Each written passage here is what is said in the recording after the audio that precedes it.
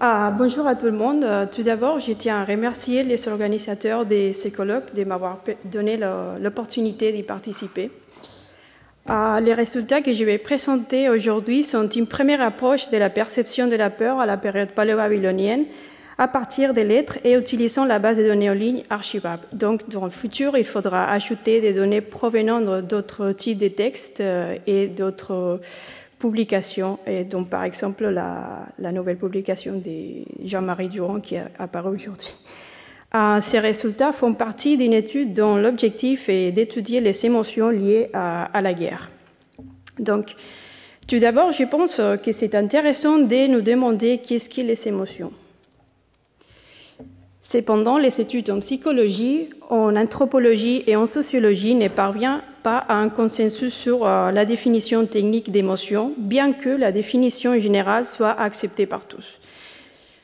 Alors, par exemple, selon la définition générique d'émotion offerte par un dictionnaire des langues, celle-ci est une conduite réactive qui entraîne une réaction corporelle involontaire, parfois intense, qui peut provoquer du plaisir ou de la douleur. Mais allons voir maintenant une définition plus technique fournie par les dictionnaires de l'American Psychological Association. Elle souligne que les émotions sont un modèle complexe de réactions impliquant des éléments expérientiels, comportementaux et psychologiques qui sont déterminés par l'importance de l'événement. Cette définition montre également que la culture joue un rôle dans la manière dont nous apprenons à mesurer une situation pour ressentir une émotion et comment l'exprimer.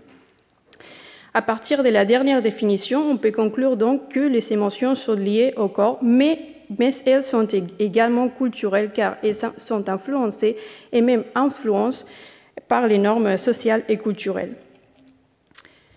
Cependant, l'étude des émotions est marquée par un débat entre des positions opposées. D'un côté, la position universaliste qui considère que les émotions sont exclusivement biologiques et donc que tout le monde ressent et exprime les émotions de la même manière, et de l'autre, la position relativiste qui soutient que les émotions sont exclusivement culturelles, mais elles tendent à négliger les rôles du corps. À mon avis, la théorie de la pratique est l'approche la plus intéressante pour étudier les émotions car elle définit ces dernières comme des actes à la fois cognitifs, somatiques et sociaux qui sont influencés par des facteurs tels que la situation et la personne. Donc, ce qu'en termes bourdieusiens on appelle les structures. Cette approche permet donc de concilier l'universalisme et le relativisme en ne négligeant ni les composants sociaux ni somatiques des émotions. Donc, après avoir discuté de la définition d'émotion, il est maintenant nécessaire d'introduire et de tenter de définir la peur, qui est l'objet de cette étude. Pour cela, je pense que la définition proposée par l'APA est plus ou moins convenable. Il décrit la peur comme une émotion intense qui est déclenchée par la perception d'une menace imminente et qui entraîne une réaction immédiate qui mobilise l'organisme en déclenchant toute une série de changements au niveau physique et psychologique. Cette définition est cependant très similaire à celle proposée par les mêmes dictionnaires pour une autre émotion, l'anxiété. Les dictionnaires insistent cependant que la peur et l'anxiété sont différentes. Donc, allons voir la définition de l'anxiété. Et l'APA la décrit comme une émotion caractérisée par l'appréhension et des symptômes somatiques des tensions très semblables à ceux produits par la peur, au cours desquels un individu s'alarme à cause d'un danger potentiel. Alors, on est face à deux émotions très semblables. Certains psychologues font une distinction entre la peur et l'anxiété aujourd'hui en raison des petites nuances. Or, il y a qui n'en font pas. Alors, les tableaux suivants montrent les petites nuances définies par ceux qui font une distinction. Tout d'abord, la peur est une émotion de courte durée, tandis que l'anxiété est de longue durée. Après, alors que la peur est déclenchée par une menace clairement identifiable, dans le présent, l'anxiété se produit en raison d'une menace potentielle dans l'avenir. Enfin, tandis que la peur concerne une menace clairement identifiable, l'anxiété concerne des menaces plus diffuses. Alors, dans cette présentation, dont l'objet d'étude principal est la peur, l'anxiété sera aussi examinée car ce n'est pas toujours évident de différencier entre les deux dans les textes paléo-babyloniens. Par exemple, le verbe palachum signifie avoir peur, mais aussi être inquiet, soucieux, préoccupé ou craindre. En outre, il n'est pas non plus toujours évident d'interpréter l'intensité de l'émotion exprimée par les mots acadiens. C'est-à-dire, par exemple, les verbes naadum expriment à la fois être anxieux et être inquiet ou préoccupé. Ainsi, dans cette présentation, je vais parler des peurs et anxiétés pour simplifier dans l'oral, mais dans ces étiquettes, j'inclus aussi des émotions similaires, mais de différentes intensités, dont inquiétude, angoisse, panique, terreur, préoccupation, crainte, etc. Alors, la peur et l'anxiété sont attestées en acadien en général à travers des mots tels que ceux présents à l'écran, plus peut-être les termes assurés si on veut le compter, bien qu'il soit un peu ambigu, parfois il fait référence à une légère préoccupation. Il convient de noter que ces termes présentent des nuances en ce qui concerne l'intensité de l'émotion et de plus, les différents sens de ces termes peuvent parfois révéler des manifestations possibles ou somatisations de ces émotions. Alors, ces attestations représentent toutes les occurrences des termes liés à la peur et l'anxiété présentes sur Archivab en date de mars 2023 que j'ai retrouvées. En examinant les données, on peut constater que la plupart des termes mentionnés dans la liste que j'ai montrée auparavant sont présentes, étant Naadum les plus fréquents, ainsi que Palahum et Adarum. De son côté, Pahadum, Shehatum, Khatum et Ararum sont des cas exceptionnels pour l'instant. Aussi, j'ai entrepris de vérifier la fréquence des groupes d'anxiété et de peur au sein d'Archivab. Afin d'accomplir cette tâche, j'ai examiné l'intégralité des textes, analysé les mots utilisés et par ailleurs, j'ai cherché à interroger les textes afin de déterminer si les émotions exprimées sont liées à quelque chose d'imminent et clairement identifiable, donc ce que nous appelons aujourd'hui peur, ou lié à quelque chose de diffus qui peut se produire dans le futur, dans ce que nous interprétons comme anxiété, préoccupation, s'inquiéter, etc. L'objectif est de constater s'il y a des différences concernant la conceptualisation de ces émotions entre l'acadien et nos langues. Alors, ces graphiques illustrent les occurrences des mots associés à l'anxiété dans les groupes A, tandis que les groupes B représentent les occurrences des mots liés à la peur. Une observation révèle a priori une prévalence plus élevée du groupe d'anxiété par rapport à la peur. De son côté, ces deux graphiques décortiquent les graphiques précédents. Les premières montrent les verbes employés pour exprimer l'anxiété et leur fréquence, et les deuxièmes la peur. Ainsi, on repère que, bien que certains verbes puissent être traduits par peur et anxiété, ils sont plus liés à l'une des deux émotions, comme c'est le cas par exemple des Palahum ou encore Shahatum. Au contraire, il y a des mots qui réfèrent exclusivement à la peur ou à l'anxiété, bien que certains d'entre eux peuvent faire référence aussi à d'autres émotions, comme c'est le cas des Nasakum, qui peut être traduit parfois par être contrarié ou bouleversé. Alors, en considération de l'interchangeabilité des concepts, ces graphiques mettent en évidence une tendance à une ambiguïté entre les deux émotions d'après l'acadien. Néanmoins, il semble qu'il y avait déjà une certaine distinction entre la peur et l'anxiété, notamment illustrée par l'existence des verbes Ashashum et Naado. Or, ces derniers verbes, comme on le verra, est particulièrement lié à une expression précise et aux archives des maris. Il convient de noter aussi que les deux groupes de mots présentent des intensités différentes. Les percevoir est aussi une tâche complexe. Et c'est pourquoi j'ai choisi de les inclure pour cette présentation. Alors, les termes qui peuvent être traduits par peur, tels que Pachadum ainsi que Khatum, ont une connotation plus forte de terreur ou de panique que les autres termes. En ce qui concerne les mots qui peuvent être incorporés dans les groupes de l'anxiété, il existe une plus grande variété de nuances. Par exemple, Naadum peut exprimer un état d'anxiété, mais aussi d'inquiétude et de préoccupation. Les autres termes, à l'exception du cas ambigu d'Asurim, qui a une connotation très légère, comme j'expliquais, des possibles préoccupations dans certains cas, ont une signification qui oscille entre s'inquiéter, se préoccuper ou être soucieux. Alors, les émotions aussi peuvent parfois être somatisées et produire des changements de l'expression du visage. Or, ce sujet est complexe car nous n'avons pas d'accès direct aux populations de cette période. Par conséquent, nous ne pouvons pas parler que des possibles manifestations corporelles en nous basant sur une analyse des mots acadiens à travers des dictionnaires, qui suggèrent d'ailleurs que ces émotions pouvaient se manifester à travers des tremblements, des palpitations et secousses qui sont liées surtout à la peur.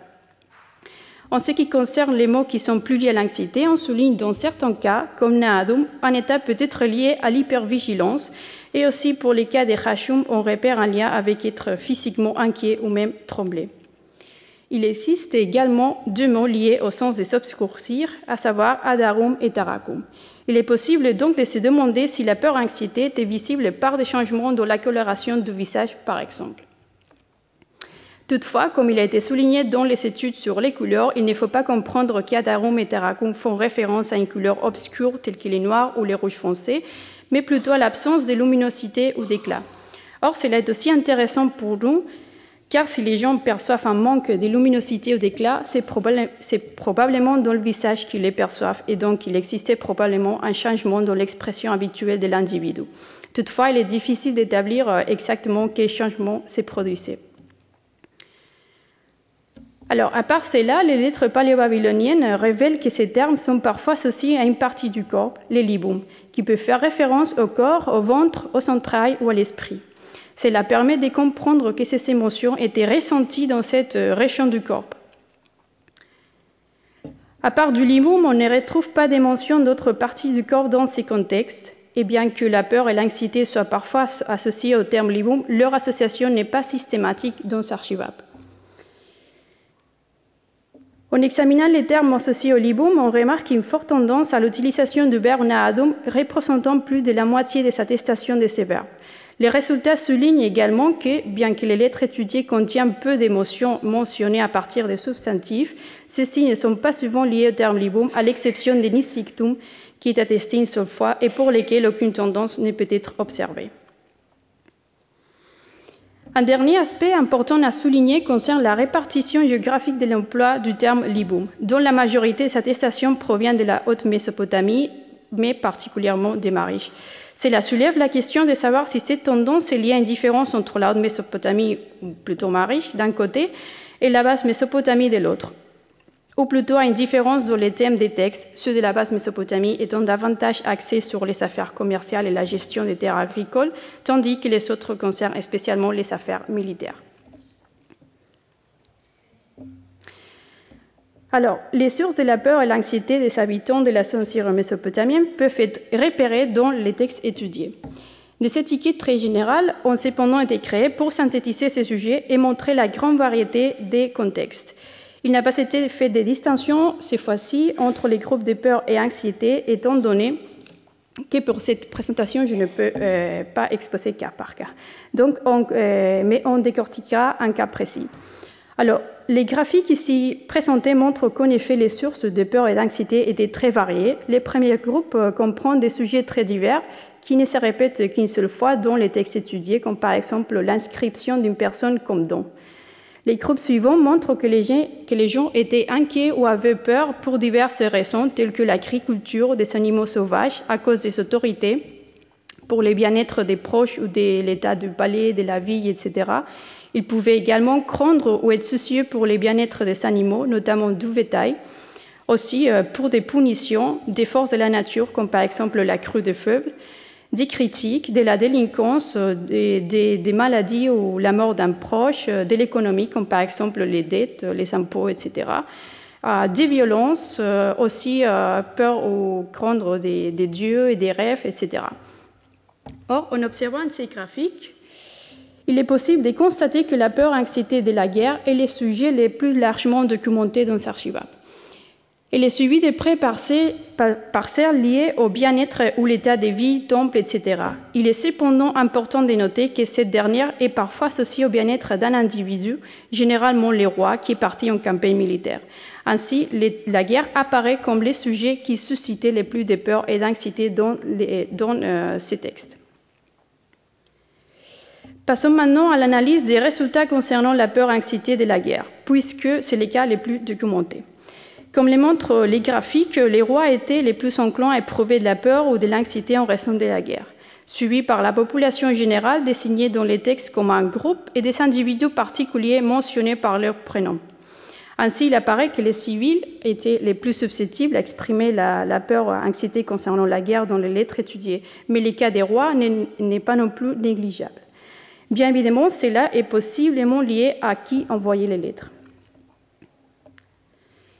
Les verbes les plus couramment utilisés dans ces textes sont naadum, palachum et adarum.